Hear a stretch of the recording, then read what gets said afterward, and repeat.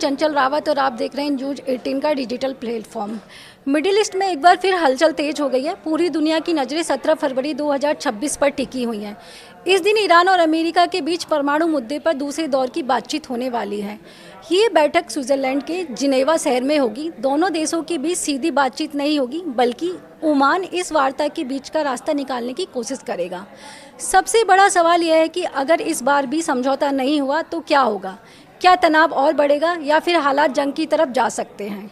यही चिंता middle east ही नहीं बल्कि पूरी दुनिया को सता रही है। इजराइल के प्रधानमंत्री नेतन्याहू ने साफ कहा है कि ईरान के साथ कोई भी नया समझौता तभी स्वीकार होगा जब उसका परमाणु बम पूरी तरीके से ख़त्म कर दिया जाएगा।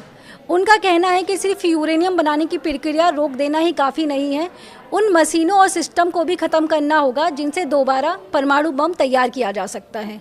नेतन्याहू का मानना है कि अगर सख्ती नहीं बरती गई तो खतरा बना रहेगा।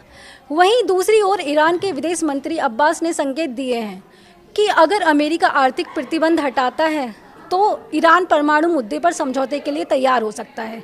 हालांकि ईरान ने साफ कर दिया है कि उसका मिसाइल प्रोग्राम बातचीत का हिस्सा नहीं होगा। अंतर्राष्ट्रीय परमाणु ऊर्जा एजेंसी के प्रमुख राफेल ग्रेसी ने कहा है कि निरीक्षण को लेकर नया समझौता संभव है, लेकिन यह आसान नहीं होगा। उनका कहना है कि 2026 में हुए हमले के बाद ईरान की परमाणु स्थिति बदल चुकी है, इसलिए नई शर्तों पर सहमति बनाना थोड़ा मुश्किल हो सकता है। इसी बीच इजराइल ने गाजा में चल रहे अपने अभियान की भी जानकारी दी है। नेतन्याहू ने कहा है कि वहां करीब 500 किलोमीटर लंबी सुरंगों का जाल था, जिसमें से इजराइल ने लगभग 150 किलोमीटर सुरंगों को नष्ट कर दिया है। बाकी काम अभी जारी है।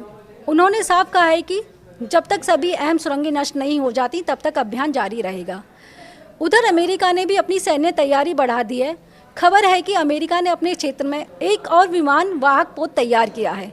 यानी एक तरफ बातचीत चल रही है, दूसरी तरफ सुरक्षा इंतजाम भी मजबूत किए जा रहे हैं। नेतन्याहू ने अमेरिका से मिलने वाली सैन्य मदद पर भी बात की है।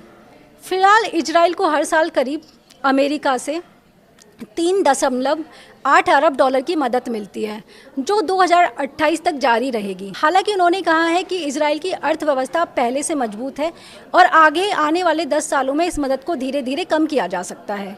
उनका कहना है कि इजराइल अब अमेरिका के साथ रिश्ता सिर्फ मदद तक सीमित नहीं रखना चाहता, बल्कि बराबरी और साझेदारी की रिश्ते की ओर बढ़ना चाहता है।